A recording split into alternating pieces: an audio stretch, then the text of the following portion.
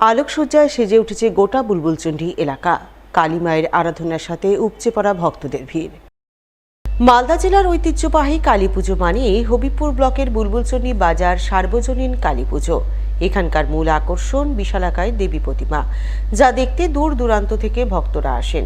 1949 সাল থেকে উত্তরবঙ্গবাসীর আকর্ষণের কেন্দ্রবিন্দু এই পুজো আজও ধরে রেখেছে সেই ঐতিহ্য। পুজোকে ঘিরে আলোকসজ্জায় সেজে উঠেছে গোটা বুলবুলচন্ডী এলাকা। টাঙ্গর নদী থেকে জল ভরে এনে রাতভর চলে মা কালীর আরাধনা।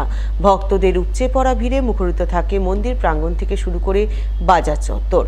আলো, সঙ্গীত আর ভক্তির মেলবন্ধনে এক অপূর্ব আধ্যাত্মিক পরিবেশ সৃষ্টি হয় এই ঐতিহ্যবাহী কালী পুজোয়।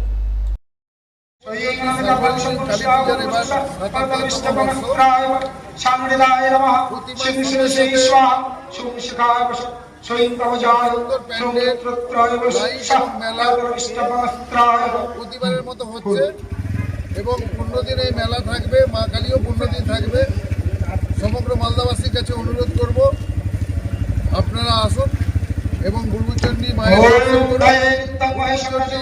সার্বজনীন কালী পূজার আপনাদেরকে সাদরে আমন্ত্রণ জানাচ্ছি।